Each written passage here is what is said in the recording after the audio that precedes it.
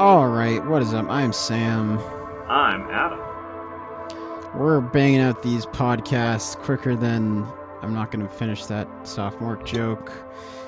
Well, Adam, it's been a time and a half. It's been several months since we recorded one of these, and as always, there's quite a lot of music to talk about. Of course, we've been, quite busy, but we've also been quite busy listening to music, talking about music, hearing about music, going to see music. What was the last concert you saw? It was, I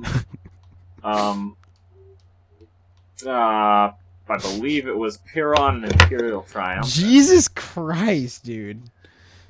Like, I kind of thought you went to the Code Orange Loath show. No, I did not. Wow. I know. Adam hasn't seen a show in like 8 months. Jesus Christ! It's been a time, okay. Wait. I'm trying to think. 8 months has it really been? I know long? You saw a local NH metal show with me. Well, that's true. Other than that, I don't think so. Yeah, dude, that's depressing. No, you saw Godspeed. Oh yeah, that was Oh well, we never got to talk about that show. Oh, well, that'll be a nice way to start off. Of course, yeah, I guess we'll do concerts first before we get into like the 20 albums that have been really good. Yeah. So we saw, of course, everyone's good old favorite Canadian anarchists, Godspeed You Black Emperor. I think they're apolitical, actually. I think we got to keep politics out of our post rock. That's fair enough. I don't know what else to say, but that was straight up incredible. There's nothing like it. I'm not gonna lie. I think you're more familiar, like, because I'm pretty familiar with like the big Godspeed You cuts. Like, I got F sharp, I got Antennas, and I'd say Zero Riot like memorized. But the rest of the material, like, I know, but I don't like have super down pat. So I think you're a little more well versed. But even so, like, seeing them live is freaking phenomenal. Yeah. Like, I knew people were like, oh yeah, Godspeed, great live bands, and I mean, obviously they would be great, but holy heck, they were good.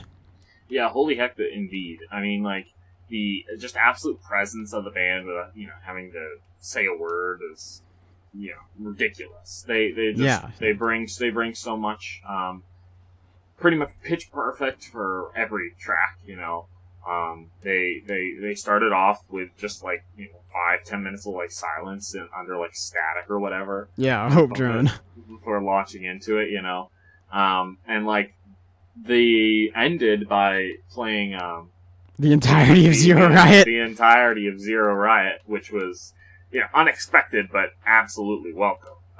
Zero Riot, like, two best EPs ever are Broken and Zero Riot for New Canada, so seeing that in full was a religious experience. Yeah, seriously. To say the least. Great. Yeah, I had to buy the vinyl there because I was so happy. That's fair. The re-release edition. But regardless, really. Yeah, no, that was a phenomenal show. Even like the Luciferian Towers song, which I haven't heard in a few years, like, just hit. Yeah. Yeah, I Boss's Hang never hit as hard as it did that. Yeah, that like little that ending climax, the bow bow bow bow bow bow bow. Yeah. That was incredible. Yeah, I don't know, great show, phenomenal band, definitely a bucket list band for me. Glad we finally got to see them. Yeah, absolutely. That's where it ends for me. But let's see. I think I have 3 more shows to talk about after that, like, that are notable. Aside from just like, oh yeah, my friend's metal band played and it was fun. That's true for most friends' metal bands. Mm-hmm. So I covered Boston Calling professionally. That was pretty fun. Actually, it wasn't that fun. In fact, it was probably one of those like earth-shattering modernist disappointments. Won't go into too much detail for that. Other than that, it was very exhausting. I almost died at Metallica. And Nine Inch Nails are like the best live band ever. Yeah, that sounds about right. Yeah, so for those who don't know, Boston Calling Music Festival It's like shitty Gov's Ball if Gov's Ball's like shitty Lollapalooza.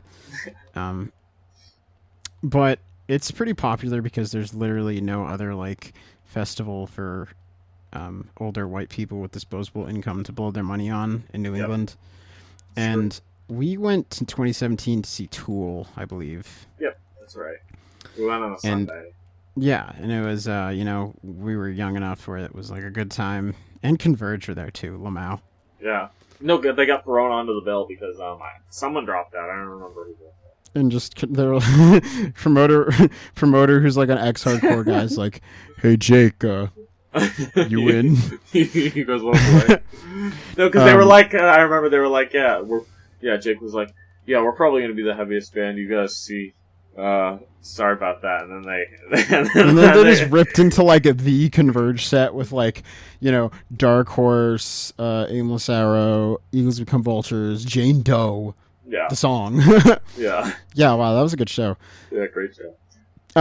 Anywho, I went this year. I had press coverage, did photos for the whole event, and I'm not going to go into too much detail. I'll just talk about the headliners. So Nine Inch Nails hopped on the bill after the Foo Fighters dropped out. The Foo Fighters hopped on the the Foo Fighters dropped out because Taylor Hawkins died. Very, very sad, very unfortunate. Yeah. And I'm a much bigger Nin fan than I am a Foo Fighters fan, so I could not complain. But holy heck, what an incredible band live! I mean, I've never I like Nin. I wouldn't say I'm like a diehard fan, but seeing them that first night in that context was like a religious experience. They played 23 songs, basically every song you'd want to hear from the '90s, as well as all the great songs from the the newer decade. Sound was perfect. Light show was incredible.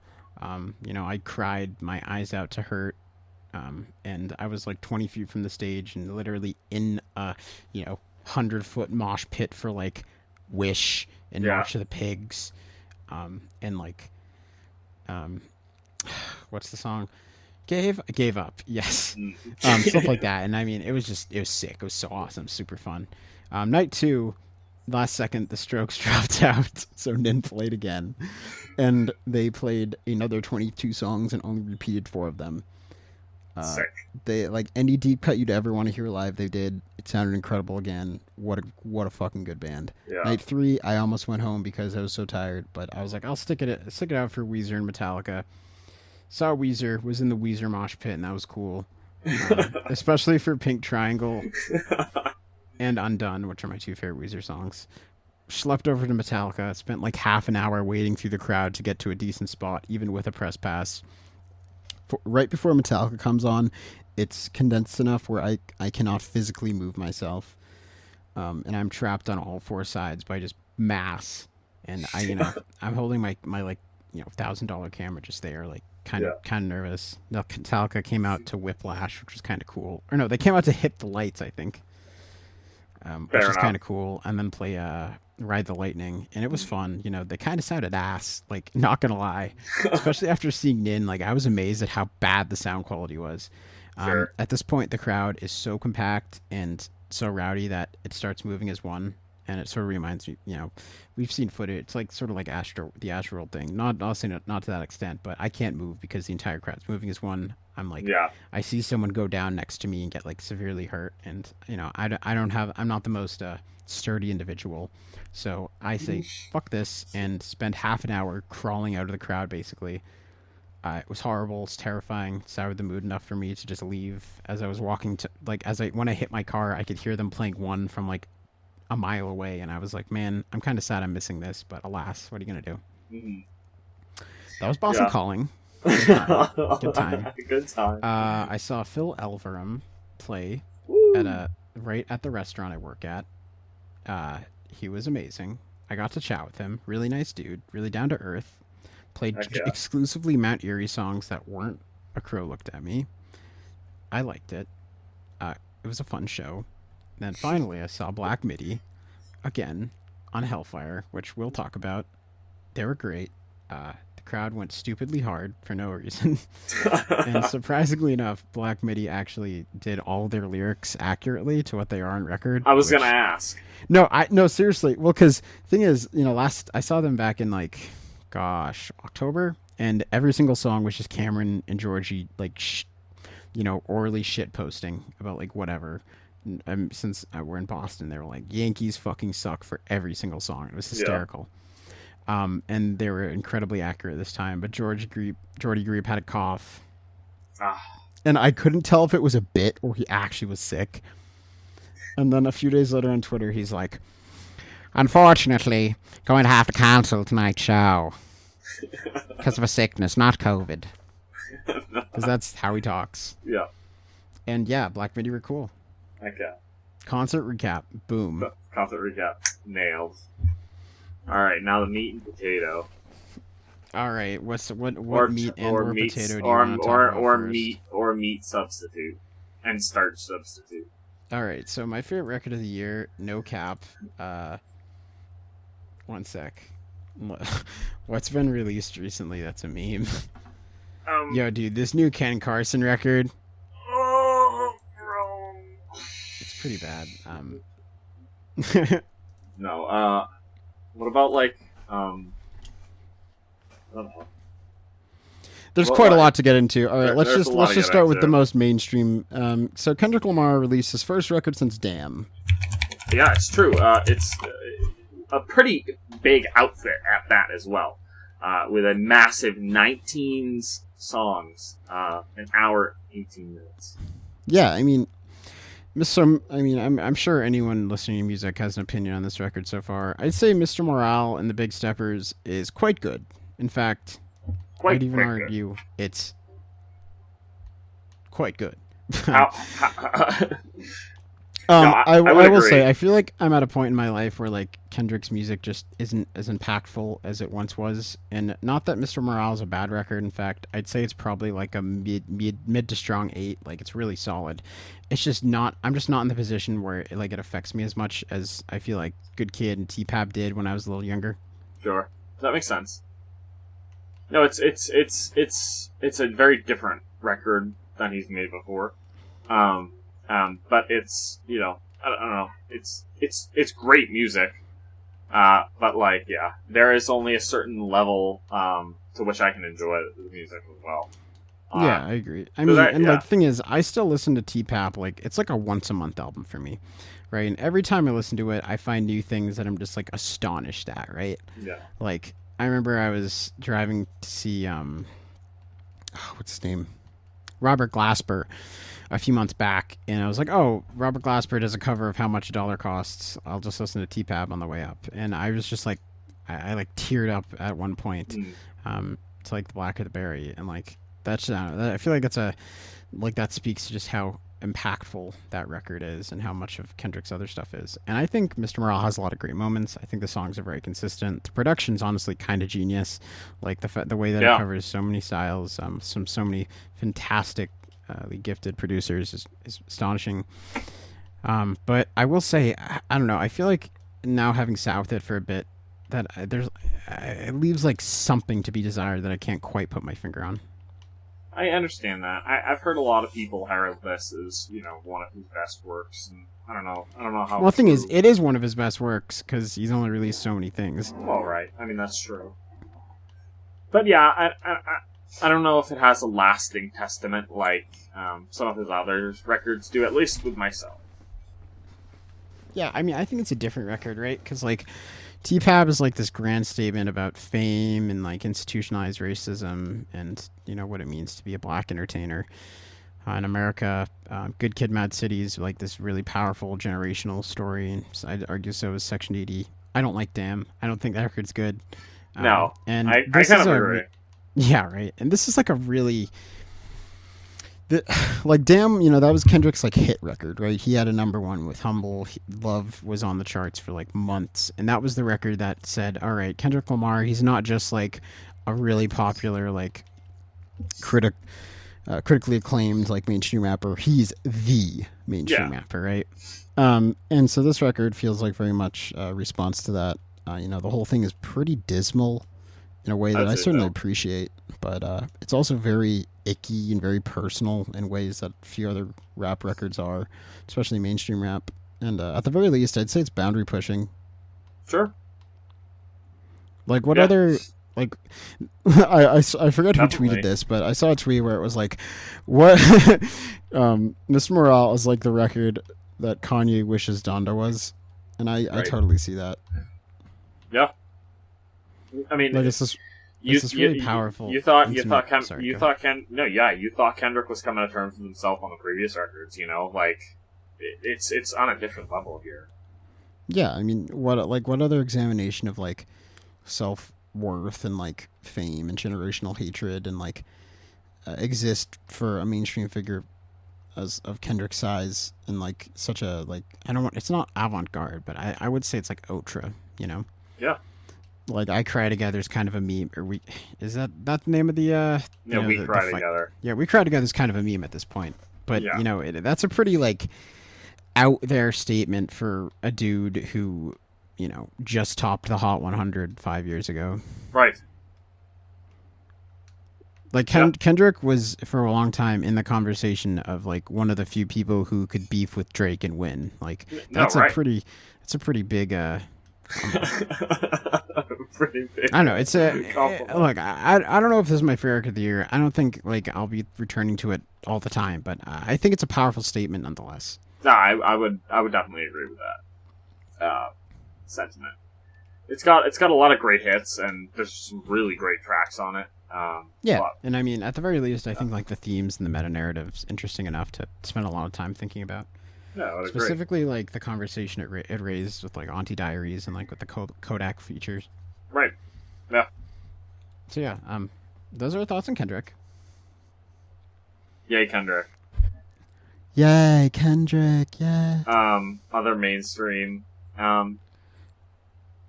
mean, what other like mainstream stuff's come out that either of us have cared about?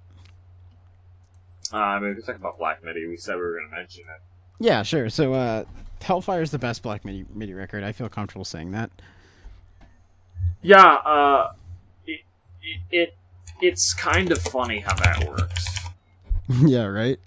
Well, because I remember when Fantano dropped a review for this, like a week after it came out, and I remember texting you immediately after and saying, like, I called it. Because Hellfire, from literally every, like, mainstream outlet, like Pitchfork, Stereo Gum, Rolling Stone, all these outlets that just, like, went fucking bananas for the previous two Black Midi records were like, yo, Hellfire, it's underwhelming. It's not good. And I heard it, and my first impression was like, okay, I got to give this a few more listens, but if this is as good as I think it is, it's their best record. And lo and behold, myself and a certain internet's busiest music nerd have similar tastes in certain aspects. Yeah. No, in some ways, I think it really is like Black Midi's. Just they've come to terms with themselves as artists and have just consistently delivered on all fronts and continue to outperform themselves on every I fully agree. record. Because, I mean, Schlagenheim's a pretty promising debut, but it's still rooted in, like, slinty noise rock. And that's not a bad thing, but, like... There's only so much you can do with that as a new band. Yeah, exactly. And, like, you can, you know... I think the Pitchfork review for Hellfire is like compares Black Midi to kids who had beaten all the video game on the hardest settings, so now they play with the controller backwards and blindfolded. And like, you know, that's a good comparison because like these kids are literally our age, which is ridiculous. Yeah. Like quite literally the exact same age, which is definitely dumbfounded me. Yeah, and they've reached the pinnacle of their respective musical disciplines. Absolutely. I mean, these songs are just absolutely exhilarating through and through. The performances are, you know, on top of the world. Everyone is on the top of their game. The slow sections sound great. The intense moments are just, you know, blitzkrieging. Like, I don't know. I think, like, even right off the get-go, you have tracks like Sun Sugar that just like explode. Like it's just mad. Like the band just continues to push. I don't know. Like this is not what prog has been. Yeah, like, no, totally. For the longest time, it was tough to describe Black Midi. I'd always say like, it's like slinty noise rock with some like beef heart, and now I'd say it's probably Red Era King Crimson / beef heart / like a lot of modern sensibilities / like neoclassical, which like you really that's not exactly it's very hard to quantify. Yeah, and I mean the biggest issue with Cavalcade and Schlagenheim, which are both those records made it on our year-end list. We love those records. Yeah, biggest issue with them is that basically 2 or 3 songs on both of them are just so much better than the rest of them, right? Yeah. On Schlagenheim, you got 953 and Boom Boom Boom and Doctor, which are so good compared to the rest. On Cavalcade, you got the 2 singles, John Allen Slow, which are eternal, like bangers. Yeah. And then on Hellfire, the whole record's just like that.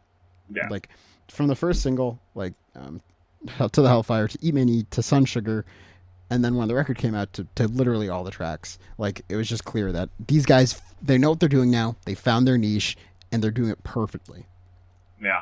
I mean, everything about these tracks are so calculated and meticulous. Like there's so much detail put into even like the interlude, halfway through the record. Good interlude, but Black Midi, good interlude. But like no, like the narrative that that we follow throughout the record is also great. But like there's really so much to love. No, I agree, and I mean this band brings it in all spades. So I'm a pretty big fan of like modernist literature and postmodern literature, and something that's fun about like the early works, like The Broom of the System by David Foster Wallace, is like just the pure joy of like this young genius like just flexing. And granted, that can get old after a while, but currently, for Black Midi, I think we're still at the period where it's exhilarating, and there's still so much space for them to grow. Absolutely. The next record's going to be it'll be even better than this one. On this track, I'm thoroughly like pleased with their output so far. Yeah, absolutely. Oh yeah, when I saw them, they did both a cover of Kate Bush's "Wuthering Heights" and a cover of "Killing in the Name of." Huh? So look at them covering all the bases. Yeah, that's pretty sick. Imagine Jordy Greep doing the Zach De La Roche voice, and it's exactly what you would. It's actually yeah. Should I already told you? Under control. That's good.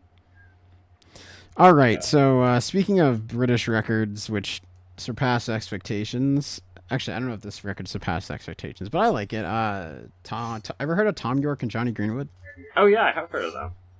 Ever heard of Sons of Kemet? I have heard of Sons of Kemet. Wait, they're really good. But yeah. Wait, so is Radiohead. They're also a really good band. Wait, picture this if you go. What if they did a supergroup and it like wasn't bad? What? Yeah. So the Smile teamed up. I think like 6. I forget the exact timeline, but somewhat recently, they just made an out of nowhere BBC appearance. The Smile being the drummer from Sons of Kemet, whose name eludes me right now. I'm sorry, Johnny Greenwood and Thom Yorke of Radiohead. And they debuted some kind of like coked out, weird, like loop driven, like electronic indie, which sounded like King of Limbs, but actually, I don't know, just kind of sounds like King of Limbs with like more modern sensibilities. And I haven't given this record a ton of love, just because. No, me neither, to be honest. But I have listened to it a couple of times. Yeah, no, I mean, I've listened to it like 5 or so times.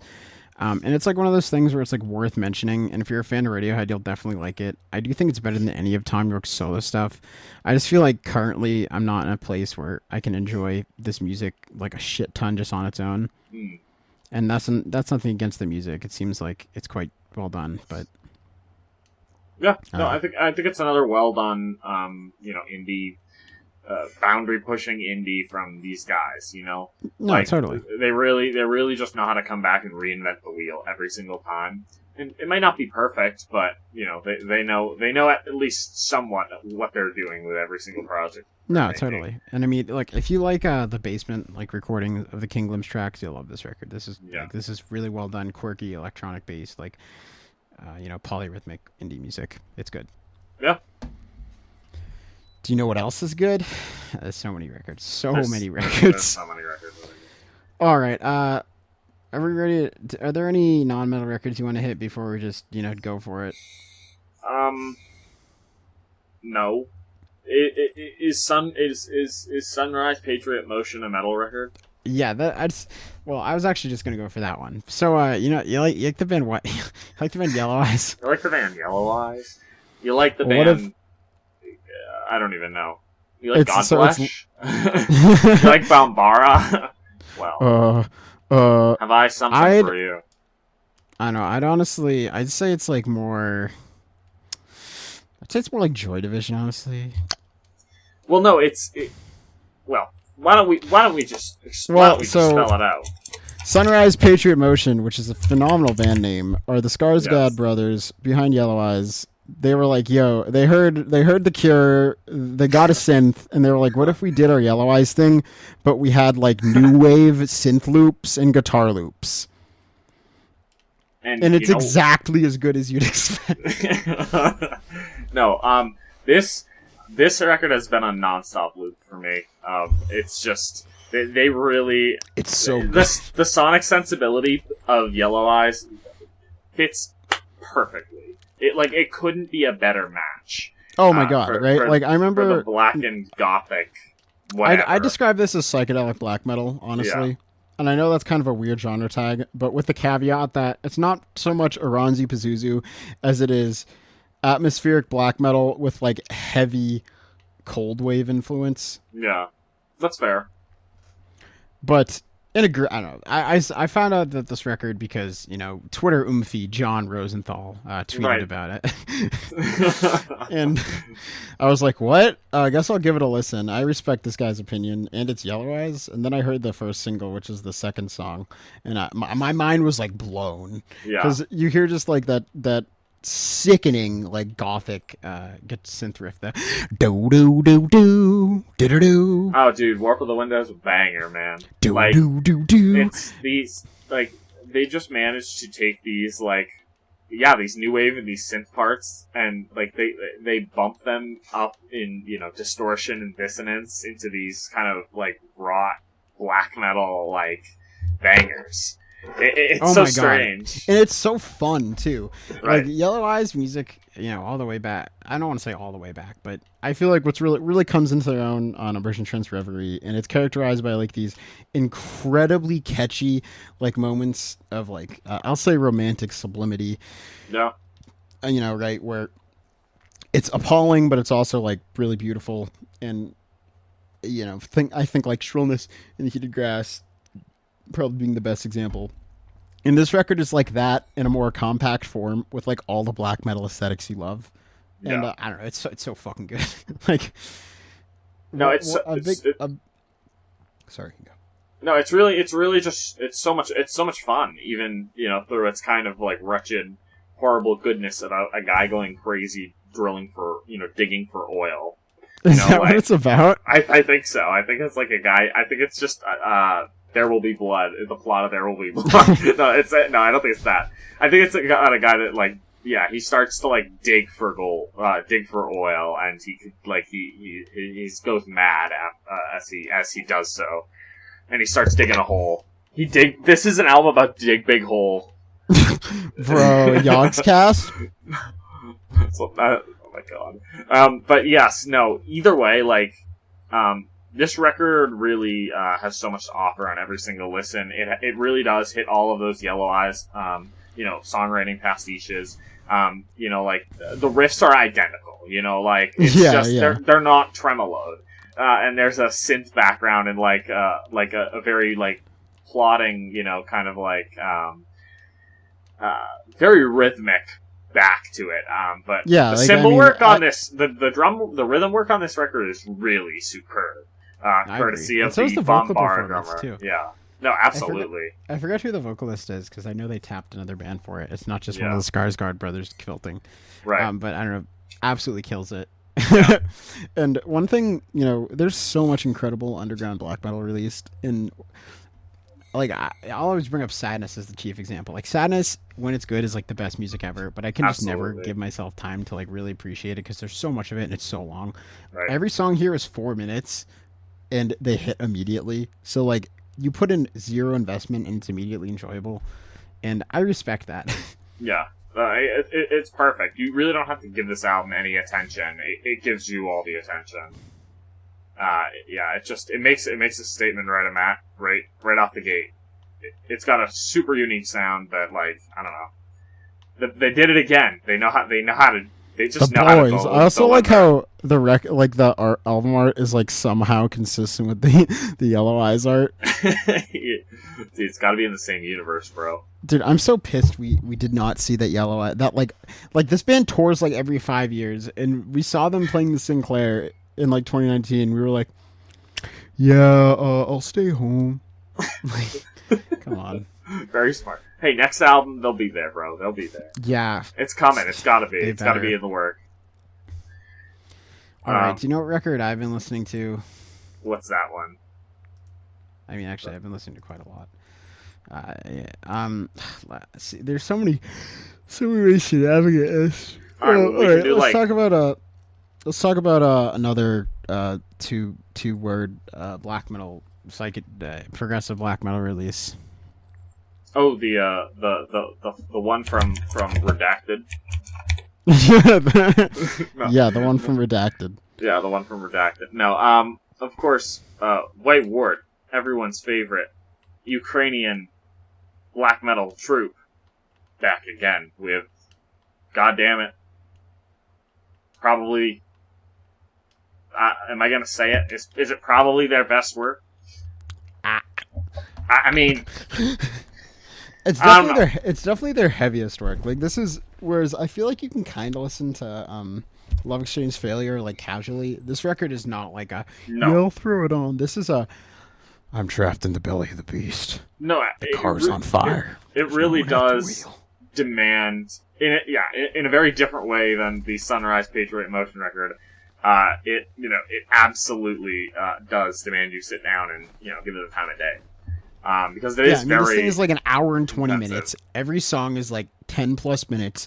It's loaded with like all those artsy, black metal samples, jazz sections, interludes, and like it's a real experience. Yeah, it is such a I mean it's White Ward though. It's nothing we haven't come to know and love. I mean the thing that grounds White Ward and like the reason why I'd listen to this record despite its length and clearly like daunting, perspectives over something like Hark Here in the Sky is like these guys can write the best fucking songs ever and do so with just enough flair and uniqueness where it doesn't feel like I'm listening to, Sunbather 10. Right. Well, they really have their own distinct sound. I mean, frankly, they're the sax black metal band. Yeah. I mean, I know that's a strange thing to say, but here we are in 2022. Yeah, right. Well, I mean, it's not only that. It's not just like, the jazz and like post-punk veneer on certain tunes, but it's also like their penchant for like ridiculously brutal, like maximalist, modern black metal mixed with like these moments of like sheer joy. Absolutely. And I mean, on this record especially, I mean, really diving into the clean variety at some sections as well. Yeah, and like, if you're a European black metal band, you're doing cleans, this is the way to do it. Like, lather that shit with endless reverb and like not poorly, but deliver those English verses and choruses with like as much like Slavic bent as you possibly can. And oh boy, they deliver. Like it's, I don't know any song names for any of these because I only listen to them as records. Yeah. But like that, the climax of that one song with the clean vocals, the fire was like rah rah rah rah. Yeah, like, you know what I'm talking about. I think that's Silent Circle. I could be wrong. I'm gonna skip to like halfway through. I know it's the one. It's the very like it's the. Yeah, I know exactly what you're talking about. Yeah, right. Like that is like my moment of the year right now. Like holy shit. And like the whole every song here is like that. Like I know here at PMMetalGuide we usually dunk on pointless interludes, but I'm even here for the interludes. Like I don't know, this thing is just so fucking solid. Like, and if you're willing to put in the time, it is some of the most rewarding and like cathartic and emotional, like extreme music that exists this side of Corthon. Yeah, I mean, like White Ward has, I mean, kind of always just planted their foot in the ground and demanded that we listen. And on not Leviathan, False Light, this record goes to show that they're willing to go through hell to make this music, and it's damn worth it. Yeah, holy shit. Like, I don't know, talk about like persevering through your art. Like, imagine just like erupting in like the biggest ground war in like modern history, and then just like fucking off to like Poland, where like you're living in a shack with like nothing and like just making this. Like, bless those guys. I hope they're doing all right. Hey, they're playing a show in Kiev. Kiev trip? Yeah, Kiev trip? Oh, God. That would be funny. Now that would be the day. Yeah, that'd be a fun one. Yeah, right. In a similar, I don't even know. Yeah, there's really no easy transition out of that one. No, unfortunately. Let's hit the disso pack. Disso pack. Yeah, all right. Yeah, so this is the year where all of the music I like in the metal underground just becomes RYM bait, no matter what we do. Yeah, that's a hard reality to live through, dude. I gotta be honest. It's kind of jarring. Like, granted, when we were like 16 or whatever, and like listening to Artificial Brain, it's not like Artificial Brain were underground, but like now I'm like, in my early 20s listening to Artificial Brain, I'm like, man, this shit's so normie. Like, well, even like there's a big record that we will be sure to talk about soon at some point that like exploded for no ridiculous.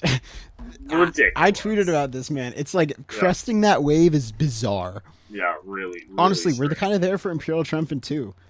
Like, we got I remember, like, granted, Vile Luxury was like their breakout, but like, we were on that shit day one, right? Yeah, we were on this shit day one, and then Alphaville came out and we were like, beautiful, right? And I just got my vinyl copy of their new record, whose name I forget because Spirit of Ecstasy. Yes, Spirit of Ecstasy. Yeah, I mean, I just got that one in the mail, and like it had, and I don't know, it had one of the like, how like when you order from certain like big like distributors, you get like the full like content pack, and like I got that, and I was like, man, how the yeah. Well, I guess all right. Yeah, we can hover on I suppose like that vein of record. Like, yeah, well, then there's that, and then there's like the Flenser alternatives too. So we got plenty to talk about. So like Artificial Brain, I don't know, man. These guys they just do it. They just do it. Like even I think I don't know whether we have talked about this or I don't know. I remember talking about it at some point, but yeah, this record just like even with all their different vocalists that they have to bring onto the pack, like these guys just know how to write the most despondent, like gross disso death, and then still manage to come out soloing and creating these melodic hooks that just stick with you. No, totally. End. I mean, it's like kind of like the Krauss effect, right? Like obviously, Colin Marson and like why can't I remember? And Mick Barr, right? Yeah, Mick Barr. Like those guys, they're like they hit like the epic feat level, right, on their instruments, right? So when they're making a riff, or like on Yigher, which I don't think that's how you pronounce it, but Yigher or whatever, on that record, when you're listening to it, it's not just like, okay, chromatic tremolo, okay, resolved to the open E, right? It's like, okay, one guy is like writing his dissertation on fucking Nietzsche, and the other dude is studying birds in Appalachia. Yeah. And somehow the riffs are just going in and out, and they sound amazing, and there's still melody. Artificial Brains like that, and like a much, much, much more maximalist tech death, I guess. Yeah, no idea. And it's so great. It's so good. No, they really like. I mean, we saw them live before this record came out. Yeah, when they were doing some of the new songs. Yeah, and like it just, you know, all of it just hits. It's like you're at no point are you bored. You can't really sit back and be like, oh, this isn't uninteresting music that isn't incredibly technically proficient. No, totally. Like, and one thing that I respect about this record, probably more so than the other two, is it's not like, don't get me wrong, those records are phenomenal. Like some of my favorite from their respective years, really, really well landmarks of the modern underground. But this record is catchy in a way that those ones aren't. Absolutely. Like, it has, like, that Arcspire sense of, like, just writing really, like, good hooks within, like, your ridiculous riffs and, like, alternating passages. So when you listen to this, like, a song, like the first song, Artificial Burn, right, you hear, like, that opening riff, and then you hear, like, suddenly the melodic line and, like, the rhythm line, and it doesn't just sound like someone jacking off on a guitar. It sounds like a well-considered piece of music. Absolutely. I mean, in some respects, it is, it is incredibly composed. Like, I mean, this whole record is, so meticulous and, technical that they have to be on top of everything. And they are. Yeah, exactly. And I mean, it's like, I know we kind of joked about it, but it really is great to see a band like this who, basically everyone in the band are metal lifers. They've been doing this shit for forever. This is their third record in 8 years, so they're not exactly super prolific, but they're also in a million other projects. It's good to see these guys like this like get broader recognition, and I know that term means very different things depending on the context, but yeah, broader recognition might just be the wider audience. I don't know if a wider percentage of people are listening to the music, but the audience is growing. Yeah, I'd like to imagine, and I mean, for good reason. Like, this is immaculately executed music. Our boy, this is a Marston mix, right? Or am I wrong? Oh, gotta be a Marston mix. Like, I don't even have to ask. I mean, I'm like 95% sure, but I don't want to like. Let me look.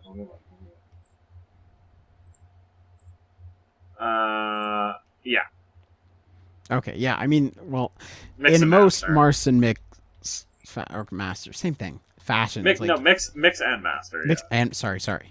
Like, I don't know. You can hear every note in this thing. It sounds natural, not super overproduced, but still has like modern metal sensibilities. You got your 6505 tones with just enough warmth. You got the bass actually mattering in the mix. You got your drums sounding like really, really dry, but also like well placed in the broader context. And right. Things sounds immaculate. You can hear like every like little stylistic decision on the guitar player's parts, and it's gorgeous music. Like, granted, I couldn't tell you a single vocal inflection of this band's entire discography, but that doesn't matter. Hey, the Luke LeMay feature's sick. Oh yeah. Yeah, no, he's on the 9th song. He's great.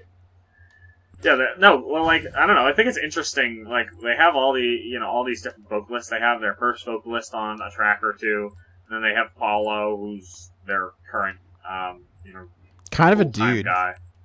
And then, kind of a dude. And then, you got Luke LeMay. I think there's another guy as well that was on one of these tracks, but I can't remember. Either way, really great record.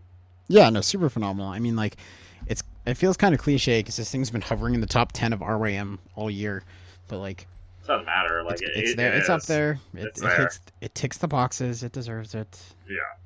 Similarly, Imperial Triumphant. Woo! Woo! Woo! Ever heard? I kind of wasn't when I heard the first single for this record. I wasn't fully convinced, but wow, on full listen, yeah, they really know how to just do it. Yeah, it kind of like you and me, we're musicians. We've been like writing some like let's say more challenging music for a bit, right? And like, it just blows my mind how these dudes are able to like shit out like an hour of this stuff, and it's so consistently incredible of like the most challenging tech death you'll ever hear. Like, it's really just so like it's not like the band is pulling any punches here either. Like no, this, like because I mean I've heard some. I didn't argue this, but I've heard some who like say like, okay, Alphaville is kind of like, it's more of a listenable record than Via Luxury. It's the band focusing more so on like choruses and whatnot, and I can see that argument, right? This record is like so much more difficult to listen to than Alphaville. It's not even funny. Yeah. Like on Alphaville, you have like, hands raised towards the sky for the greater good, and the Alphaville. And then on this record, you have like Kenny G, like, I don't know, absolutely going, like just shredding over like a retarded noise rock beat. No, it's actually like it's kind of, this record really takes you in different.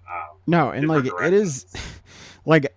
I think we've talked about this a few times, but like you listen to enough of this shit, right, and you really build up a tolerance. So like when you're 15, the first time you hear Slipknot, you're like, oh my god, right? And then when you're 23 and the first time you hear, let's see, Scarcity, you're like, yeah, it's pretty tame, right? This is one of those records where you hear it and nope, it is that difficult and challenging and hits and wow, they did it again. And I feel bad because I've listened to this thing like 7 or 8 times and I still haven't gotten to the bottom of most of the riffs and like song progressions. And like I'm still kind of letting it wash over me. But it's definitely there. And if anything, I respect that the group, when they're bigger than ever, just go harder than ever in making the most brutal like vision. No, it's seriously like one of the more dissonant of any of their records. Yeah, like Via Luxury. You're right. Via Luxury, in comparison to Alphaville, is a lot bleaker, a lot more dense. But like even here, holy shit! Like the thing about Via Luxury is it has moments like Chernobyl Blues, but then the majority of the track listing is still like pretty listenable. Yeah. Right, and then this record, like, sure, there are a lot of like coked out like weird moments. Like we have that random like Zappa Jam section that always sticks out. We have the coked out in like really long interlude sample, which Adam loves. Oh, of course. But I see this record. No, this record's great, and there's no room for a breather, and I really respect that. And like, I can only imagine if you're a jazz guitarist who also plays like the most challenging brand of underground metal ever, and you finally see like some amount of commercial viability, and you might feel some like internal pressure to be like, hey, maybe we just like dumb it down a little bit, right? No. And Zach Ezra and Steve Blanco, and I always forget the drummer's name, but Kenny Grahouse. Imagine being European. They were like, no, we're doing this harder than ever, and I respect that a lot. And I love this record. I just got it on vinyl. Sick. Yeah, sick. Absolutely sick record. Also RYM bait now. Yeah, absolutely RYM bait, but that's all right. We'll take it. Versailles. Speaking of RYM bait, no, let's wait a second. I guess we'll touch upon the doldrum / scarcity bit. Heck yeah. I believe have we talked about doldrum on this cast before? I don't think so. I think that album came out in May. Oh gosh. Let me make sure. Yeah, it came out in May, at the end of May. Okay. What is doldrum?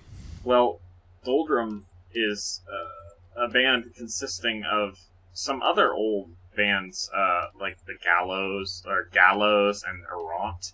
There's some black metal bands from in and around, Salem, Massachusetts, Denver, Colorado, some local boys. Just some places. And like, I'm gonna give you a proposition here, okay? So you got black metal, right? You put it out in the American Midwest. You make them minors, and then you make it spooky. Okay? Dang. Now, what comes out of that is a very interesting experimental black metal album with some very interesting American folk roots, and some black and roll elements that really just... I love this record. It sticks with you and has some of the best hooks of the entire year. I think this is the aforementioned Mr. Rosenthal's pick album of the year, and I totally see it. Like, there are moments here which, feel like distinctly Cobalt, distinctly Leviathan, like in that Right. proud American black metal tradition, just enough melody throughout. It's paced quite well. It's based around this, like, short story, right? Yeah, it's like a short story about a haunted visitor that leads these miners to their death. Yeah, and I don't know. It feels really cinematic. It feels really considered. Like with I mentioned earlier, but with like more challenging black metal in particular, like I'm always kind of wary of like if it goes too far. Because look, I love Juke. Cambalch goated, but there's only so much of like Damocles balls you can listen to before you're like, okay, maybe I should take a break, or like maybe I should come back to this, right? Maybe I should see the sun. Yeah, maybe I should see the sun instead of spending 21 minutes on like this aleatorical generated microtonal scale. Yeah. But no, this record's like it feels very considered and like melodic given the context. The folk elements are there. It feels like, Well, it doesn't feel like a folk black metal album or anything. No, but it's more of like a vibe. And as someone who like studies Southern Gothic literature, it certainly gives off that feeling and sells that aesthetic very well in a way that's like at once compelling and actually fun to listen to, which aren't exactly the same thing. Right. I mean, the instrumentals are great. I mean, it's super well produced. The vocals are a very nice blend of like a shouty and the traditional black metal fill. So like it keeps you on your toes throughout. And they really do kind of go from like just straight black metal, tremolos to like some really like expansive, and like I don't know. There's like a blues. There's like a thumping western section on the second song, Yeah. End, like and there's plenty of sludge and like black and roll here too, which right. Because I love my tremolo riffs as much as the next guy, and there are plenty of those here. But variety's good, and variety within like a considered context is even better. So yeah, the spice of life, and it's Doldrum has it in spades. I mean, this album has been one of my most listened to of the year, just because it's so darn entertaining through and through. Like it just, and it's a breeze. It's like a 30-40 minute listen. No, totally, of these nice tight black metal tracks. Yeah, I'm big fan. I love it. I'm probably gonna order the vinyl. So yeah, heck yeah. That tells you anything. Speaking of vinyls, I've already ordered because it was on promotion. Ever heard of this guy Doug Moore? Hey, I have heard of him. I've also heard of him in other contexts too. What's he doing these days? Well, I'm glad you asked. So, Mr. Moore of Puron, Weeping Sores, Cepidus, Glorious Depravity, I don't think I'm missing any, joins... No, I don't think so. What's his name?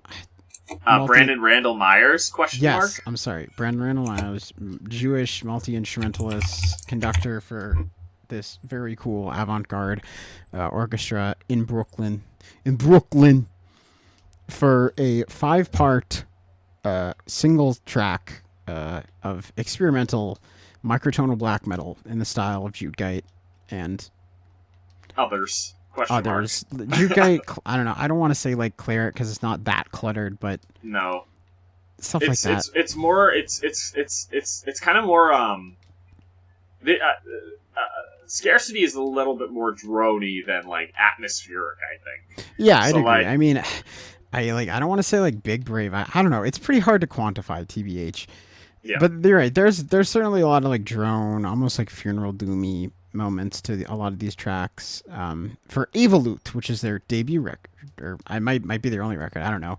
Yeah. But it's a record I've actually seen. I've seen a surprising amount of press. No, seriously, well. Like don't get me wrong. Like this shit's great, and we'll continue to give it praise. But how does this record get like the press circuit and the Flenser signing over like I don't know Doldrum, for example?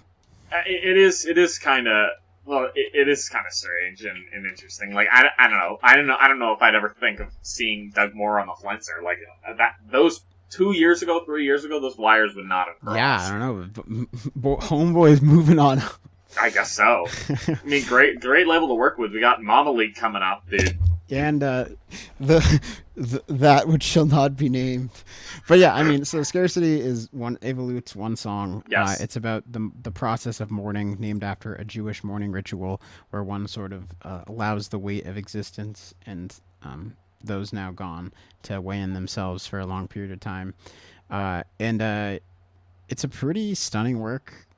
Yeah. I don't know. This record's kind of hard to talk about because it is a 45-minute long microtonal black metal song with almost no melody. But no, it really. I mean, it's super well done, super interesting in, I guess, concept and execution. The production is for microtonal black metal. It's. I mean, I wouldn't say it's surprisingly clear, I will say. But it's surprisingly clear. Yeah, like I remember the first single that was released off this, which I think is 2, which has, this really like driving, like almost like industrial percussive element to it. I remember the first time I heard that, I was like shocked by how like forward it was, and not in a bad way. And the whole thing, like, it's a very like, I'm trying to find the right word here. It's a very, like, a moving piece of music, not in just, like, an emotional sense, but, like, it has really good forward momentum. Yeah. Like, I was listening to this record as my drive home from work, because I have about a 40-minute long drive home on certain nights, and so it just kind of fills that hole perfectly. And I'm always just amazed by how, like, it wraps up when I come home, and, like, it feels so complete. Sure.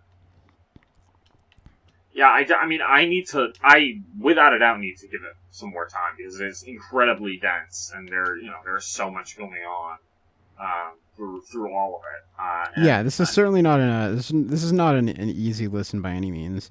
No. Well, it's not as like maximalist or in your face or as like straightforwardly dissonant as Jude Guide or even like Victory Over the Sun. It's still certainly a beast to contend with. And, it is a beast. Got to give a credit to Mr. Moore's vocal performance, who always delivers. But always, for a lot of stuff like this, vocals are usually kind of an afterthought, and that's totally fine, right? The music is primarily like instrumental in nature, but here, they really feel like a focus. Whether it be like the amazing lyrics, the very cathartic, very straightforwardly raw lyrical performances here. I don't know, it's good stuff. Like I got it on vinyl. I'm very excited. I also got it on vinyl. Yeah, like I don't know, big ups. Like this is one of those things where the record, like you see something about a record and you just know like it's going to be up there for you, and then you actually hear it and it is that good. And it's always nice when that happens. There's a lot of that happening these days. Yeah, I mean, label mates, first showmates. Chat pile. It's been a long time coming. Yes, it has. I'm sure the thumbnail for this, if you can even see it as you're watching it, is like Grimace holding like these records are discussed or something. But so Oklahoma-based noise rock / sludge metal group Chat Pile dropped a couple records EPs back in 2019. We discovered them like at the very end of last year, and we're like, "Yo, this shit's great." This is like that one band without the bad. Yeah, this is like that one band that a certain bald person really turned everyone onto again, and everyone liked, and then it was revealed that like, oh, actually, no one with a conscience should ever listen to them again. And not only do Chat Pile do like that typical percussive noise rock super, super well, but they also know how to imbue it with a fair amount of variety and just enough influence from like adjacent genres, like very much in a way, austerity programs sort of blend noise rock with mathcore, Couch Slut blend it pretty straightforwardly with hardcore and sludge metal. Yeah. Infinity Land, yes, sorry, blend it. Actually, I don't know. I'd say Infinity Land sound eerily similar to Chat Pile. No, it is actually quite similar. And I don't know if that's like through. I honestly don't know how, because both records come out at the same time. Hey, they're on a Kansas label. But anyway. Yeah. Yeah, no, I don't know. Like, this record's been very anticipated for a lot of people, and it has surprisingly made pretty massive waves already. No, like, I mean, I knew, like, a few months ago when the video for Slaughterhouse, which is the record's first single, came out, and it just, like, not like blew up, but it got a lot of love on, like, sites like Metal Injection and whatnot, and I saw, like, Lingua tweeting about it, and I was like, whoa. And then this record comes out. Not only does it get Best New Music on Pitchfork, Yellow Flanello by Anthony Fantano, but like everyone in their mother on Twitter, every social media platform, it's just losing it. Like we're talking like WWE guy is just like tweeting about this record and saying it's sick. Like Lingua's tweeting about this record. Uniform's tweeting about this record. Every single Maggot Stomp band. Yeah, any band in the underground. The same crowd that's going bananas over Sound and Fury last week is tweeting about this record. Yeah, and it's super interesting. Because like I mean, I think we could have like these guys signed to the Flenser in like 2021, right? Yeah. Yeah. So I mean, and those two EPs did get a lot of buzz. So I mean, I think this could have been predicted, but it's really bizarre being with a band from like right before when they blow up to like them blowing up and seeing the whole time, and I don't know. There's especially when it's something that isn't normally part of the, I guess, main oral aesthetic. Like this is not like there's no normal or I guess mainstream metal that sounds like this. No, I mean this is like Jesus Lizard Oxbow on crack with like a lot more, you know, straightforward metal influence in a great way. I mean, this, like, it wasn't clear. This is probably my record of the year. I don't see anything dethroning that, unfortunately. No, it's pretty epic. Yeah, I mean, we go bananas for this very particular style of music. You know, Bible Songs was goated. Won't Get You What You Want was goated. Take a Chance on Rock and Roll or Infinity Land, both goated. Great records. Yeah, and like this record is like that. But at the peak, it's like peak, like slightly more consistent, like just slightly, but also like with the hype train, with like the meme train. Like I've seen so many Grimace smoking weed memes in the past week, it's ridiculous. Yeah, and it just blows my mind that this of all things. Like one of my friends who I go to a lot of concerts with. He's like relatively into this music, but he's not like, you know, he's not like, oh yeah, dude, scarcity. Into this level of music, and we're just driving around, and Dallas Beltway comes on my shuffle, and he's like, "Oh, this is that band that sounds like Daughters, but better." And I was like, like that's where we're at. It seems like everyone and their mother's going aboard the Chad Pile train, and fuck yeah. I mean, I don't know, this record's untouchable. Like this was one of the I listened to each single for this once because I knew I'd just be cranking it nonstop, and holy shit, are they all that good? All of them. Like it's that combination of like infectious, disgusting noise rock riffing, like Stay Here and updated for the modern day. Seriously, like you really have like there's so much credit given, you know, to like, you know, Ray Gun Bush, the vocalist, for, you know, really commanding the record, which she absolutely does. But the instrumentals are nothing to look past. It sounds like these dudes have like played in hardcore bands for years and have listened to like enough Jesus Lizard to kill somebody. And like they just like nail the essence of those riffs so hard. Like just how syncopated and how groovy the drum machine is on this. How the that bass tone sounds like 5 guitars. Like you would never be like, oh, it's some dude on a P bass. Like it sounds so massive. The guitar, like this is really, really clever guitar work where he knows when to noise, he knows when to octave, he knows when to do like chordal stuff, and he knows when to augment the song like really, really well. And yeah, I mean, Reagan Bush on top. Holy heck, does he just kill this record? Every single song has so many quotables. Like, you know, I know the record. Like pretty almost top to bottom. Like, yeah, I mean, before it's hard to not recording this, we were just quoting Grimace Smoke Weed. I tell you, like it's just so good. Yeah, I mean, the band manages to still just be consistently like pushing the boundary of like just uncomfortable. I mean, this this record, along with their other work, I mean, it makes me feel primal. Yeah, like, holy shit. And like all the songs too. It's not just like, yeah, you know, there are a few duds there. It's like, okay, front to back, every single one of these has moments. Yeah. Yeah, I mean, actually, funnily enough, I was listening to Dallas Beltway on the way home the other day, and I didn't realize that he starts talking about what's in his trunk at the end of the song. And yeah, I mean, it's pretty funny. I don't know. The Pitchfork review was like, it talked about how it touches upon like how like Chat Pile portrays the villain, right? And like how like I don't know, it's Pitchfork bullshit, right? Okay, but like I don't know, it like there's something really interesting about I don't know, this band. This band, it really hits like a different, like really oral aesthetic that I don't think anyone's hit in a long time. Like I don't know, Grimace Smoking Weed.jpg is. Oh, I mean, it's like one of like.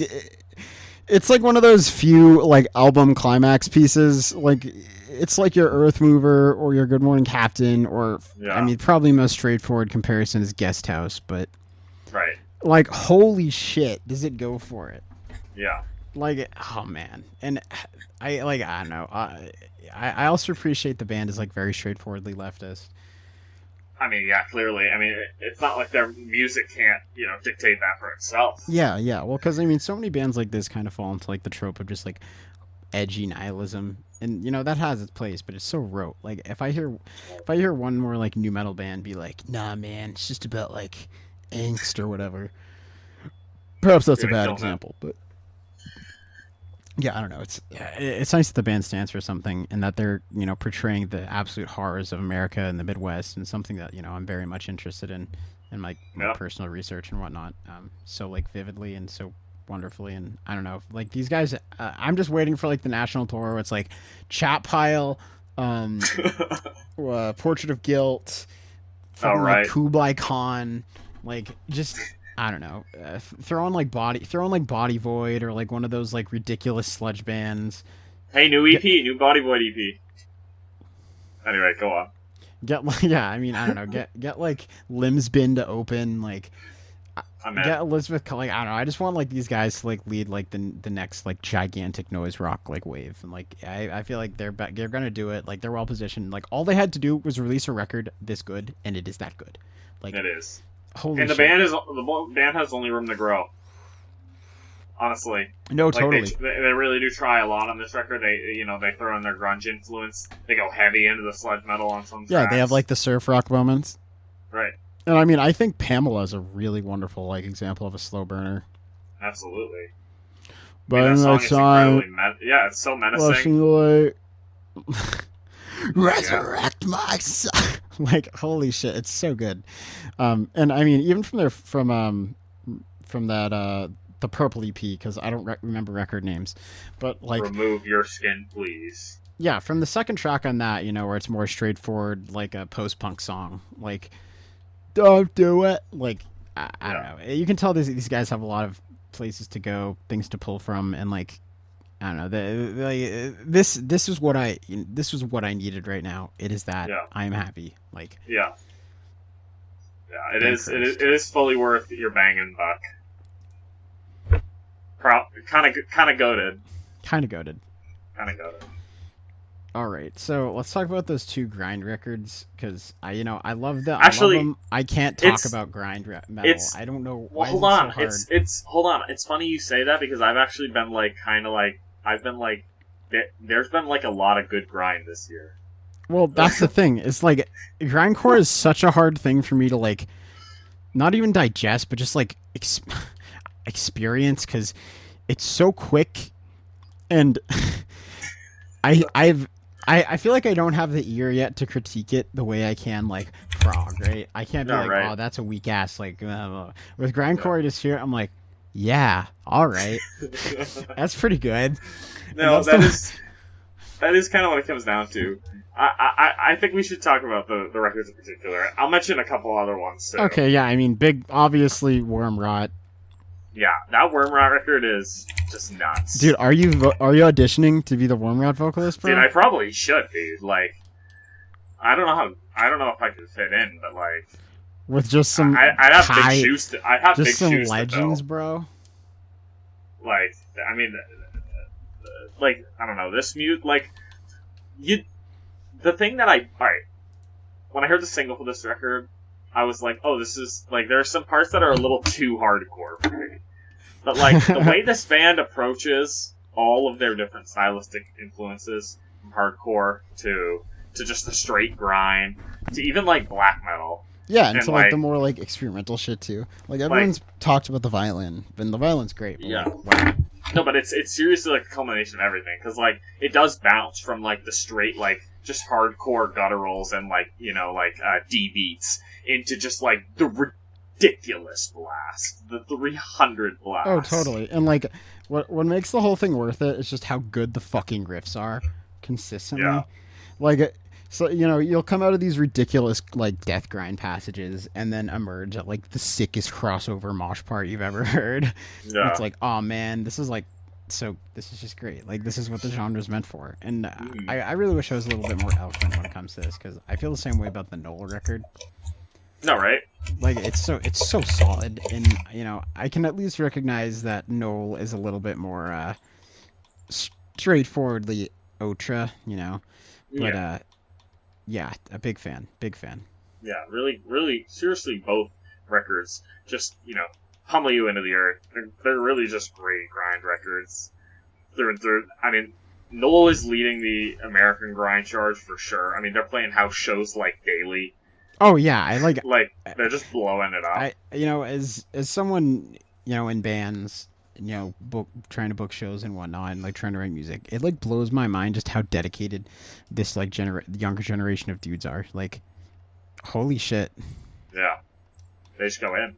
Big ups, like especially like I mean, I guess it's a little off topic, but like all the Maggot Stomp guys, like Undeath and Sanguisugabog, like these guys are just grinding 24/7 on the road, like releasing music constantly, like running full like merch campaigns and social media campaigns and everything, and like it's not like they're making any money or like getting any sort of broader renown. Not really, no. Yeah, I mean it's super impressive what you know they're able to do. Like, they're able to put out so much content. No, totally. And I mean, I give them immense credit, and I think, like, Noel sort of exemplifies that, because they have, like, 3 guitars, right? I'm not crazy. Yeah. Yeah, I mean, like, any 3-guitarist band playing music this difficult and this challenging in grindcore in, like, 2022 and doing it as a full-time career, like, they deserve the love. Yeah. Yeah, There's a couple of other records that have like I've seen surface on the internet, like the Trauma Bond record, like the Anti-Gamma record. I mean, I can certainly say that they are good. Yeah, no, I feel the same way. I mean, another thing I'd bring up would be the Alters record. Yeah, like, great record actually. That's a phenomenal record. I just like, it's kind of tough because when you listen to so much like great underground metal, and basically none of it is like a monomorph. You know, none of this stuff can be parsed by like 1 or 2 listens, right? No. It's like minimum like 5 to get a sense of it and 10 to like really learn the music. And that's why I don't know, it's just tough when so much of it gets released constantly. And then like I know personally I don't work at a job currently where I can like enjoy music while I work. Yeah. You know, not the end of the world, but it certainly makes it tough to like keep up with everything, which I know is good and I've listened to once or twice and it's great. I just wish I could give it more love. Right. No, yeah. I mean, even with the, even with time, like it is hard to dive into so many dense and complex dissonant records. Like I can only give this so much time and give Artificial Brain so much time. Or like Scarcity as well, and like there's all these different records that are just there's too much time. There's not enough time to really sit and sync with all of them. And I mean, I think it's like moments like these where like, despite this dissonant metal, forward thinking metal is like, that's it. That's the bread and butter. That's what I truly love. But like, I'll find myself like gravitating towards like simpler music or like stuff which I'm not exactly like I just feel like I should know, or instead of being like, Yeah. okay, let's spin up Doldrum another time, so I, Yeah. learn it because it's so dense. Right. No, yeah, it's difficult. It ain't easy being green, dude. Honestly. Hey, the new Psychical. Hey, no, we can talk about this. There was another new Kralis album. What? Yes, there's another Kralis album that dropped in July. Is it like the third one this year? It's the second this year, but if you like the first one, I'll tell you, you'll like the next one. You'll like that one. I'll tell you what. Yeah. It's four songs. I think it's like almost 40 minutes or so. Pretty great. Ah, yes, Kralis. Yeah, Kralis being Kralis. Dude, how do they do it? I don't know, dude.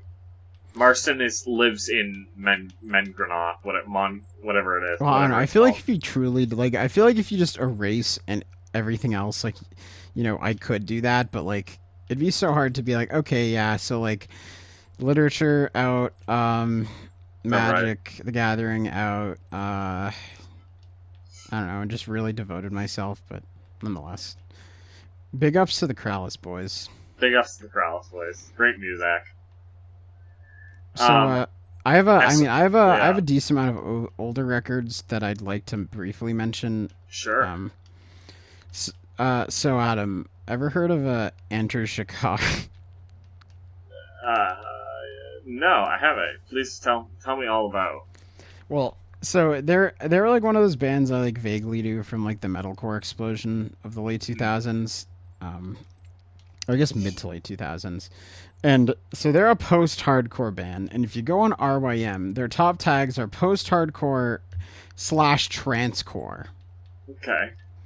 And I'm of the opinion that when I hear the genre transcore, I'm normally like, all right, that's just made up, right? Well, yeah. I'll tell you what, Enter Shikari are definitely transcore. Okay.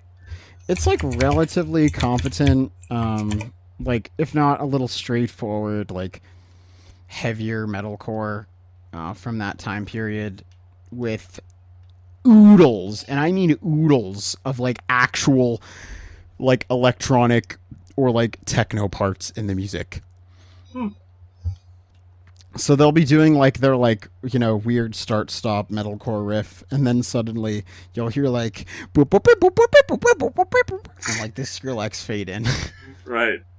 And I'd listen to the song Sorry You're Not a Winner, which is like their biggest song from that earlier era, and I don't know, it's just interesting stuff, and it like blows my mind that shit not only had an audience but was really popular.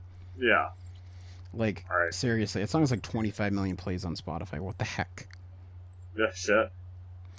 Oh, yes. Also, briefly, I've been listening to a decent amount of Rage Against the Machine because they reformed. And, hell yeah. Yeah, I don't know. It's one of those things where, like, I liked Rage a lot in high school, and then I just haven't listened to them for a bit. And then you listen to it again, and you're like, oh, yeah, this is just the best shit ever. And it's also incredibly based. Mm-hmm. Band is also not subtle. No, but like it's also like it's not like the references are like surface level. No. Like a lot of it. Like it's not like when you listen to like dumb edgy political music from like Aaron Lewis, everyone's favorite, right?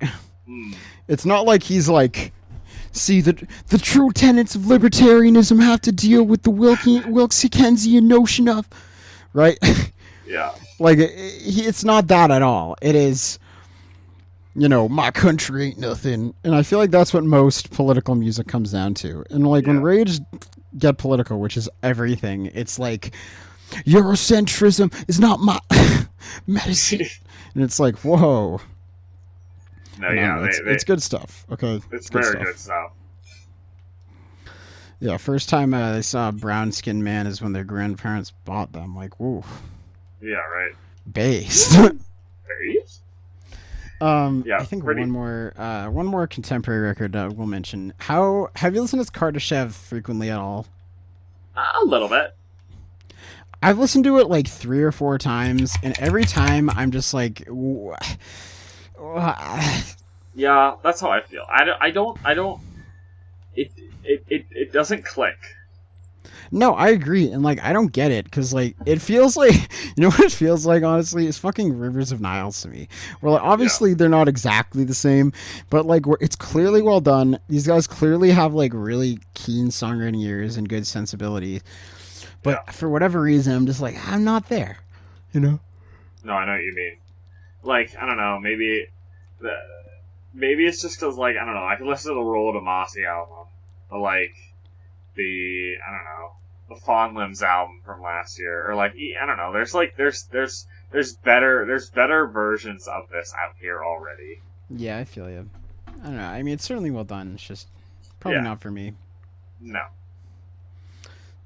I will say after I have been listening to a decent amount of like popular like deathcore for a band I'm playing in, which Adam knows about. Yes, it's true. That stuff sucks. It's not for me. Like, there's some moments of like pure catharsis, but it really is in between like the worst fucking songs you've ever heard. Right. It's actually fucking funny. Yeah, right. No, I re-listened to the Firstborn of Osiris EP after we chatted one day, and it was I mean, I wouldn't change a thing about those records. Like, they fit their place, right? Yeah, no, time and place, totally. But wow, some of that stuff has not aged well. No, not at all. It's like the same thing with like the first like After the Burial record. Like at its time, genius, but listen to that thing now, and holy shit, does it sound like it came out in the year 2004? Yeah. Let's see. What else have I been? What? I don't know. Ever heard of this band, Brave Little Abacus? Yeah, I have. Have I ranted about them before on this? Maybe not. I don't know. I honestly don't think so, because I got really into them towards the end of April, and the last podcast was recorded on April Fools, so... Okay, fair enough. So Brave Little Abacus are probably familiar to most people on Mew or RIM. They're a New Hampshire, where, hey, that's where I live. Hey. They're a New Hampshire emo band who were decently active in the early to mid 2000s. They dropped a couple records before disbanding in like 2012. Their record from 2010 just got back from the sickness. What's it called? I can literally never get the name of these things. Let me look. The Brave Little Ab. Just got back from the discomfort. We're all right. Yes. I was close. Well, that record is widely regarded as a genre classic, and for good reason. Holy fucking shit, is it incredible. Like, yeah. It's actually in rap, like, really just rapping. Yeah, I mean, it's like I don't know, it's like very, like, polyphonic, discordant, like maximalist emo with like a lot really strong like singer-songwriting core and moments of like clever intensity and like quirk to the absolute maximum. Oh yeah. And it's also like really depressing in like a straightforward way that's kind of sneaky. Like an absolute just ball buster of a record.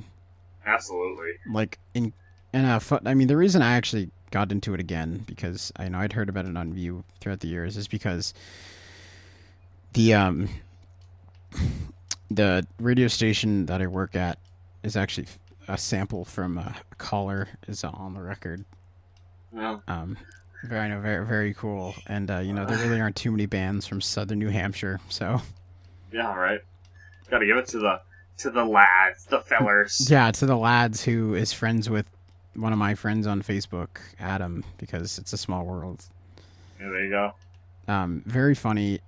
I don't know, that record just has really stuck with me this year. I had a tough time towards the end of April, and I listened to that record a fuck ton, and it's pretty incredible. Highly, highly, highly recommend.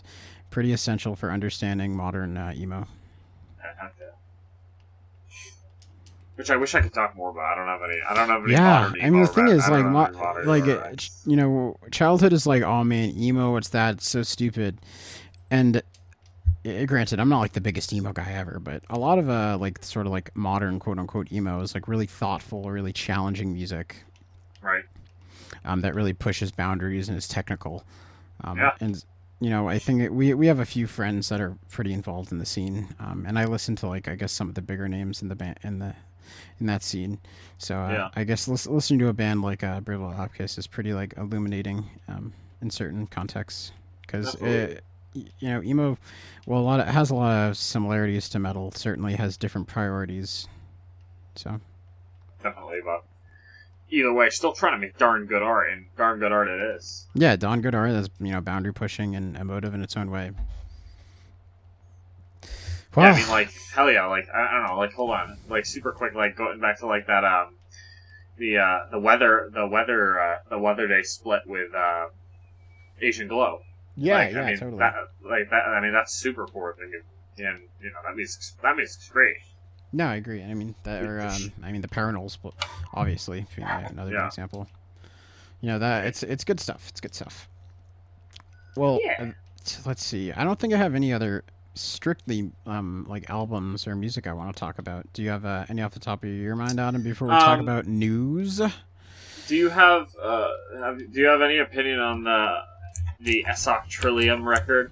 Oh yeah, it's incredible. I've only listened to it like 4 times, but it's pretty good. I don't know. I need to spend some more time with it. Unfortunately.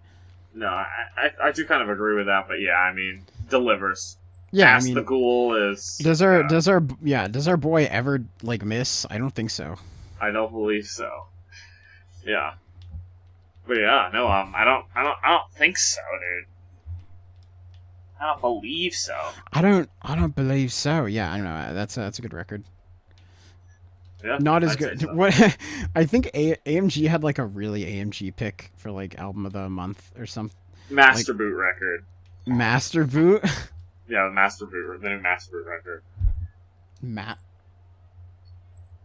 Wait, what's this band? Master Boot record. Master Boot. Yeah, Master Boot record. The Italian computer metal guy. What? Come How on. am I not aware of this? You know what it is. You've seen it. I probably do. I don't know. I maybe that was it. I don't know. I listened to it and I was like, how the fuck does anyone at that website like this music? Bro, new Amon Amarth, bro. Bro.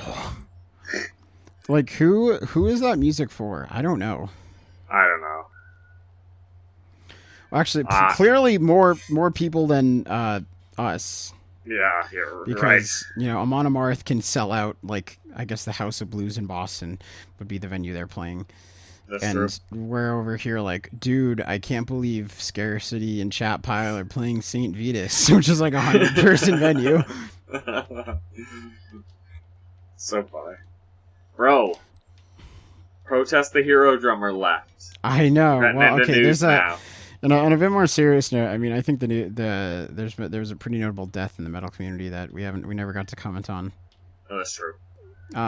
Yeah, I mean, so I know myself and Adam personally, we never gigantic Black Dahlia Murder fans, but Trevor Snad and I've never pronounced his name was an incredible Stranad. Yes, Stranad. I'm sorry, Trevor, from beyond the grave. Yes. But unfortunately, Trevor was found dead at the beginning of June, right? Yeah, I think so. Roughly around that. Yeah, and he was like in his early 40s. Yeah, I mean, had kids, I think. Super sad. Yeah, I mean, this was like, basically everyone that knew the guy just said he was the nicest figure ever. Super, gigantic supporter of metal underground, more so than basically any full-time musician, and just an absolute like beacon of light. And so it's really, really heartbreaking that he'd go that way so young. Yeah, truly it's and it still has a profound effect, I think, on the community. It's still reeling. Yeah, I mean, I don't know, it's just so sad. Like this was the dude. He was like that smiling, like friend that liked metal and like was super positive about it. I basically everyone I you know I everyone I see or know or have talked to that knew him personally was like just had nothing but incredible things to say of him. So it's really sad. Right. Yeah. And I mean, I personally, I've only listened to the more recent Dahlia records a few times, but I'm still like, pretty bummed out about it. Yeah. Rightfully so. Yeah. They say it. So yeah, big unfortunate. Big unfortunate. But yeah, I don't know. There's been a bit of stuff that's happened, I think. Yeah, Aaron Lewis came out very publicly against trans people. What a peep. Yeah. Kind of the goat. I mean, let's be real. Yeah, jeez. Yeah. Whatever. It's screw you, Aaron Lewis. Yeah, tremendous piece of shit. I hope that granted, it's not like nu metal frontmen were known for like their super eloquent takes on worldly issues, but like the fact that he and now like Disturbed are just like digging their graves so fucking far on the dumbest of possible issues, like really tarnishes. I mean, granted, it's not like I was ever a huge fan of Stained or Disturbed, right? Not for me. I recognize that, but I can imagine it really tarnishes the music for anyone, of those marginalized communities, anyone. I mean, you'd hope so, unfortunately, but it does suck because I don't know, a lot of people like that music, like a lot of people. No, totally. I mean that, like, granted, it's not. We're not exactly a demographic, but that shit is ginormous. Yeah. Like, biggest mainstream metal of the past like 20 years or so. Honestly. And so it just sucks to see like some of its I don't want to say figureheads, but some notable figures in that just like come out with like the worst takes ever and like actively harm, wide swaths of their fan base, basically. No, right. It's kind of I don't know. It goes to show like if the band is willing to persist with those comments being made by their members. Or like double, triple down. Like, David Germain was like never exactly like the coolest dude ever, but he wasn't exactly like widely viewed as like a piece of shit. But like the fact that he's like, I think our new guitar is the coolest thing ever. The woke mob's gone too far. It's like, Jesus Christ, man, shut up. Like you're just just please no. Stop. You're just making things worse. That's what it is. No, exactly. And like, because the only people that comments like that really help are like those already in too deep. It's not like it wins anyone over to your side. It's not like it makes you look better to anyone who's like on the fence. It just says for anyone who's like very convinced that like their ultra conservative worldview is the way. It's just entrenches you deeper. And for anyone else, it just makes things worse. Indeed. And yeah, I don't know. That shit's never fun. Adam, what's our opinion on the super important Metallica Stranger Things news that is just... Why does anyone care about? Gosh. I don't know. Dude, I'm convinced the backlash was entirely, like, manufactured. I'm not gonna lie. For the viewers at home, could you just give a very brief... Yeah, okay. So, Stranger Things Netflix show, cool. I've never seen it. It's about kids in the 80s, right? Well, get this. There's a character in the latest season who likes metal horns, right? And he wears like Iron Maiden shirts. He's got a couple of shirts. Yeah, and like I don't know, he's like this is real music and like plays Iron Maiden or some shit. I don't know, whatever. Apparently it's a good representation of metal. Not that metal really needs good representations. I don't know. Like seriously, but anywho, well, there's a scene at the end of the season where he's in like I've never seen Stranger Things. I don't know, he's in like this fucking place and he's in the Upside Down.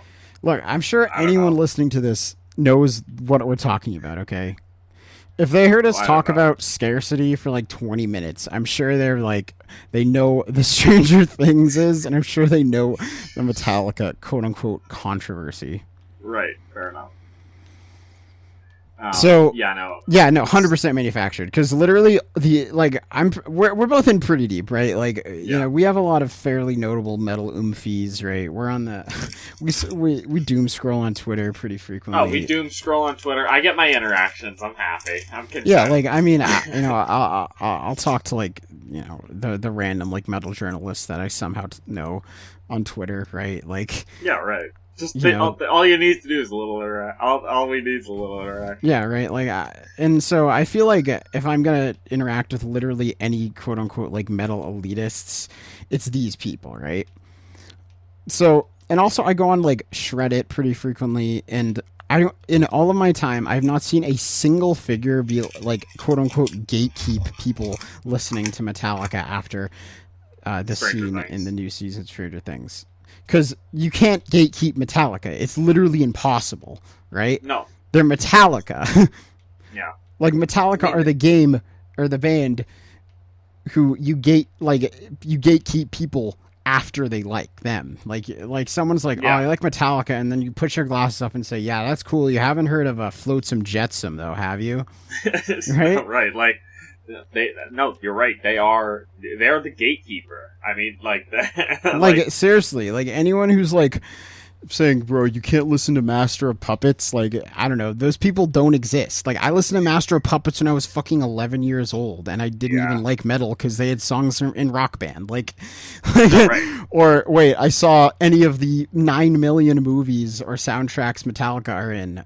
Or, you know, just lived in the world where Enter Sandman is played on rock radio 18 times every day on every station. Like, you just can't gatekeep Metallica, and I don't know. It's funny because every single interaction I've seen has just been people like, I can't believe people are gatekeeping, and I just like, citation needed, please. Now, yes, we agree. You should not gatekeep Metallica, but yes, citation needed because like, they don't need it. No, like, look, it'd be one thing if, like, I think a better example would be, like, Death Heaven, right? Like, Death Heaven, there was a very vocal part of the metal community that saw, like, you know, this black metal band who is black metal as fuck. Let's be real. Sunbather is not an easy listening record, right? No. In fact, it's probably heavier than anything, you know, Venom or Bathory ever did. Oh, yeah.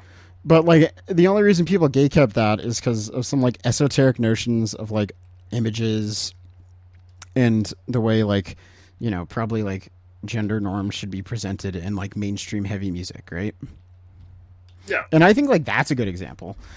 And that's, like, that's an actual one. That's something that exists, right? Yeah. Whereas, I don't know, this, like, I don't know. You really can't gatekeep Metallica. I don't know. It just pisses me off because every time I see that story, it's like, dude, what are you talking about? Well, it just seems like pointless metal journalism to. Well, yeah, look, it's clicks for clicks' sake. Like, one thing that I remember about my conversation with Ian Chaney is, like, he was like, do you know how the Pentagram vocalist got caught?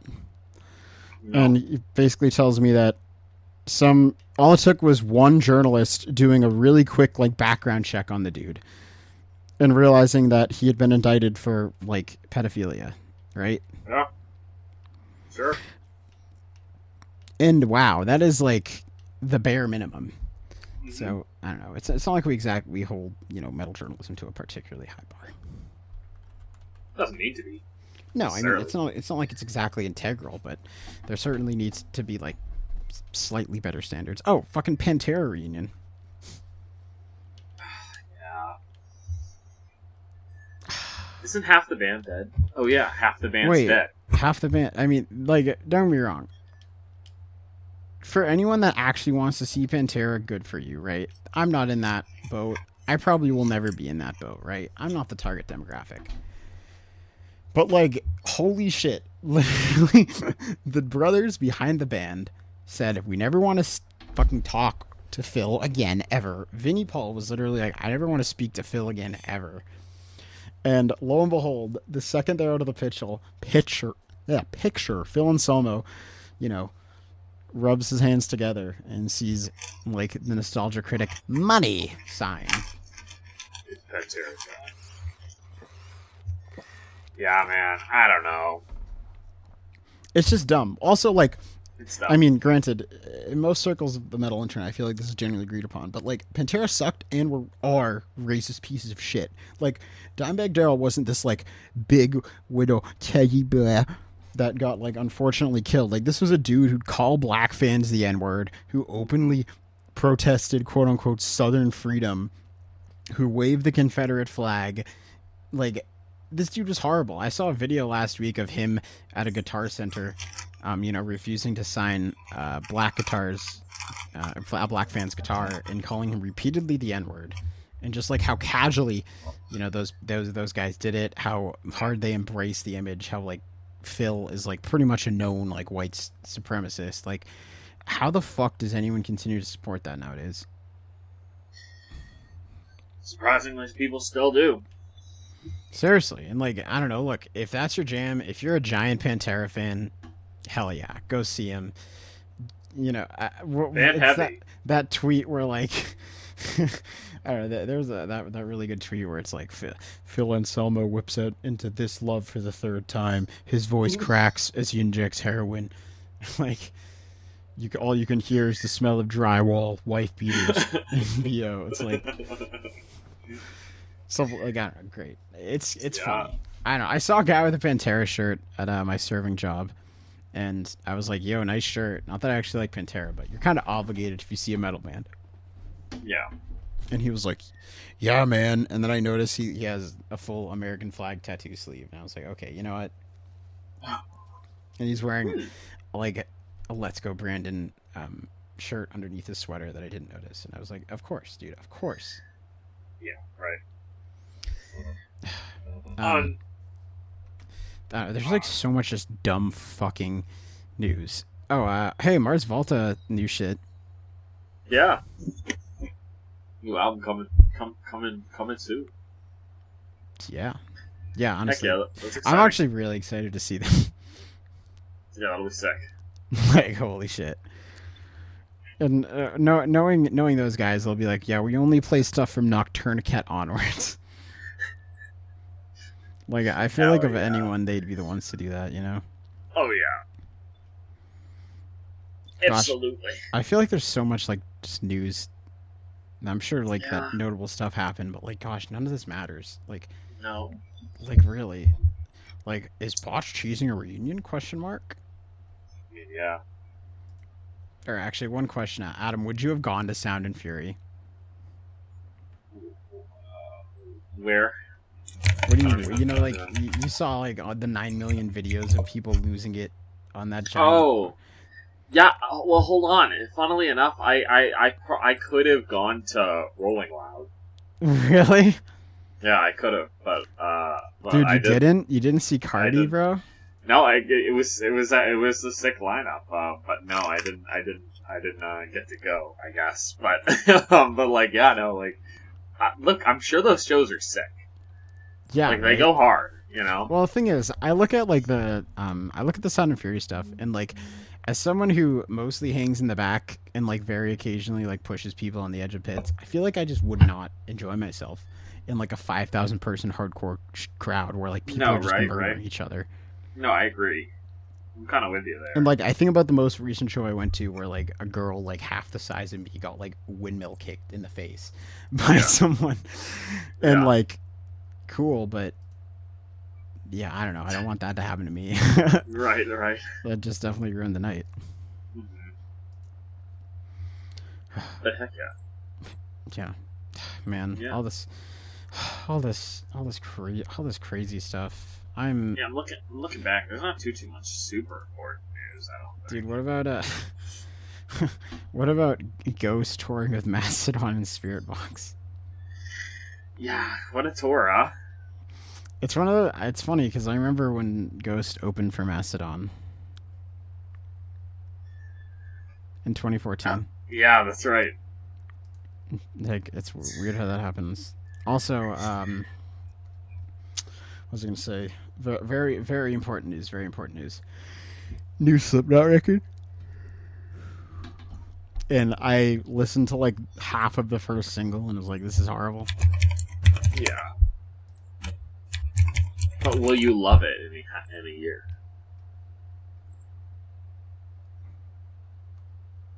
Apparently, Radiohead are kind of broken up. Wouldn't surprise me. It's been a long time. Well, in an interview, Ed O'Brien says, "There's no Radiohead at the moment. You know, we might get back together maybe in a few years. We might not. The thing is, yeah, with 5 people, I don't want to do this again with you."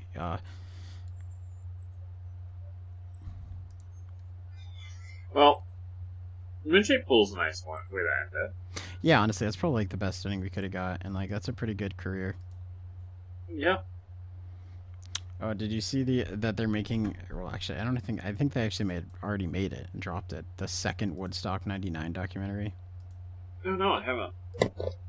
Well, they did, and spoiler, it takes on the exact wrong, point of view yet again. Yeah. Because of course it does. Chop Pile getting a 9 on Metal Injection. Where are we at, dude? Dude, I know. Dude, I'm on Metal Injection right now. I'm prowling its depths for the best content. Yeah. Ain't much. Yeah, there ain't nothing good. Ain't nothing good that we can't talk about ourselves. Yeah, it's true. Well, I don't know. I don't think anything like notable really happens, unfortunately. Okay, actually, one thing I will mention, and this is probably the last thing of actual like not even importance, but the last thing of like mild interest is that when did Polyphia become like that big? Like monumental big? Like monumental big. I think after Fantano reviewed the 2018 album. Had to have been, right? Well, I don't know. I feel like it was like a slow burn over COVID. Could have been. Well, because Goat, that's on that record, New Levels, whatever the fuck it's called. Yeah. Right? Yeah. And Goat becomes like a guitar song for people to cover and like react to. And then over COVID, that's when it happens. Okay. Makes sense. I don't know. It's just bizarre because, the rollout for their new record is like everyone's like Polyphia. And I saw like people doing like, not just people, but like everyone doing Polyphia reaction videos to the new stuff. Yeah. And that's how you know. Yeah, fair enough. That's how you know a band's made it. That's true. Pretty wild. Well, yeah, pretty wild. Unless you have anything else, that's probably all I got. Yeah, that's about all I think I have too. Yeah, we'll see. We'll see what happens in the near future. We'll see what we can do about putting out some more content. Yeah, hey, we for all we know, there might even be 2 podcasts recorded at the same time for this. What? Oh yeah. Interesting. Well, we'll see about that. Well, I've been Sam. I'm Adam. Thanks so much for listening. Have a wonderful night. Goodbye, Fantano forever.